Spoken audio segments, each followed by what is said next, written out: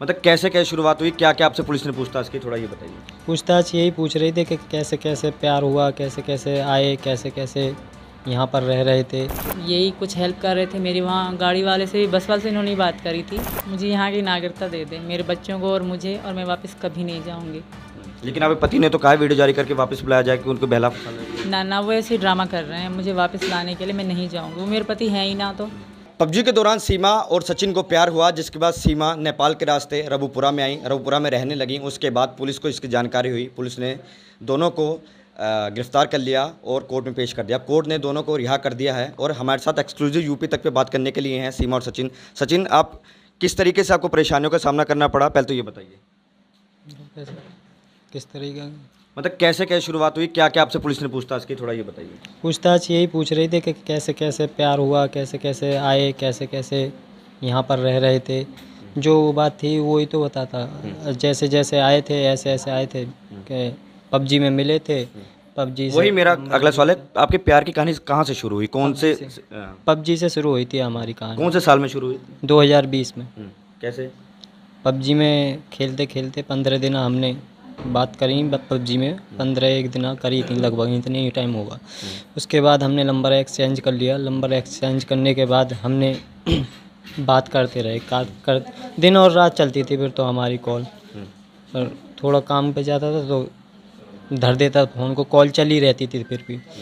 तो ऐसे ही धीरे धीरे प्यार प्यार बढ़ गया। 2021 तक हमें ये हुआ कि मैं तेरे बिना नहीं रह पाऊँगी या मैं तेरे बिना ना रह पाऊँगा।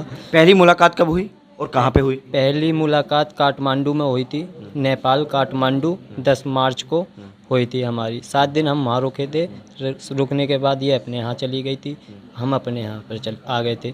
ये जानने के लिए मिले थे क्योंकि ये मुझे अच्छी न लगे, मैं इसे अच्छी न लगूँ, इस वजह से तो हम वहाँ पर मिलने गए थे। फिर यहाँ पर आने के बाद हमें दिल में एहसास हुआ कि मैं तेरे बिना नहीं रह पाऊँगा या तू मेरे बिना नहीं रह पाएगी। तो फिर बाद में दोबारा इसने टिकट वो कराया। 10 मई को यहाँ 13 मई को यहाँ आई थी, 10 मई को टिकट थी, 13 मई को यहाँ पर पहुँची थी। हम कमरा किराए पे लेकर रह रहे। आप किस तरीके से गाइड कर रहे थे, किस तरीके से? मतलब बुलाने के लिए क्या रास्ता कैसे बता रहे थे? वो यूट्यूब से हमने सब चीज़ जानकारी करी थी। हमें नहीं पता था कि कहाँ से क्या क्या चीज़ होती है, क्या से क्या नहीं होती। सब चीज़ यूट्यूब पे से हमने ये सर्च मारा। 2021 से हम जानकारी यूट्यूब पे ही कर रहे थे। पहले तो इंडिया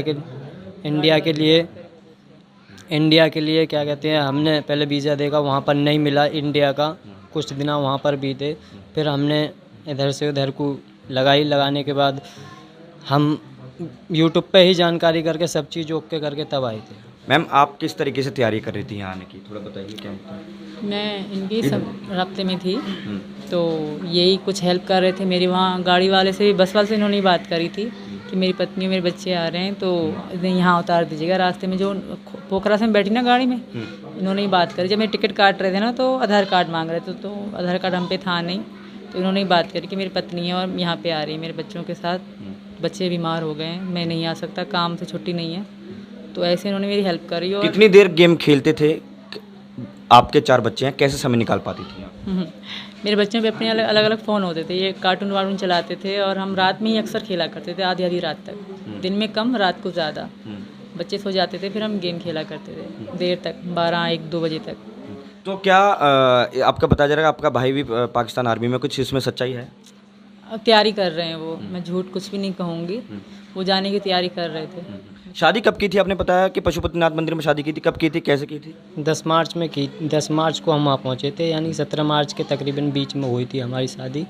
पशुपतिनाथ में मंदिर के सामने मैंने सिंदूर भरा था और क्या कहते हैं वो मंगलसूत्र पहनाया था, सब चीज़ ओके कराई थी। आप भारतीय सरकार से, योगी सरकार से, उत्तर प्रदेश में मोदी सरकार से, केंद्र सरकार में क्या मतलब किस तरह की गुहार लगाती हैं? मुझे यहाँ की नागरिकता दे दें मेरे बच्चों को और मुझे, और मैं वापस कभी नहीं जाऊँगी। लेकिन आपके पति ने तो कहा वीडियो जारी करके वापस बुलाया जाए कि उनको बहला फुसला है। ना ना, वो ऐसे ही ड्रामा कर रहे हैं, मुझे वापस लाने के लिए मैं नहीं जाऊँगी, वो मेरे पति हैं ही ना। तो आपने तलाक कब लिया था? बीच में हमारे मतलब ज़ुबानी हुआ है, कागजी ना, हमारा ज़ुबानी माना जाता है, तब उस चीज़ का ये फ़ायदा उठा रहे हैं। तो आप पाकिस्तान नहीं जाना चाहती? बिल्कुल भी नहीं जाना चाहती, मुझे यहाँ की नागरिकता मिल जाए बस बहुत है मेरे। रीज़न क्या है, क्यों नहीं जाना चाहती? इनके कारण मैं इनके लिए यहाँ आई हूँ, मेरा पीछे कुछ भी नहीं है और मैं दोबारा आ भी ना पाऊँगी। तो ये हमारे साथ सीमा, हैदर और सचिन थे, जिन्होंने कहा कि हम एक दूसरे से प्यार करते हैं और आने वाले समय में शादी कर लेंगे और योगी और मोदी सरकार से गुहार लगाते हैं कि हमारी जल्द से जल्द शादी करवा दी जाए। और सीमा के ने ये गुहार लगाई है कि वो पाकिस्तान नहीं जाना चाहती, उनको यहीं रहने दिया जाए। अरुण त्यागी, ग्रेटर नोएडा, यूपी तक।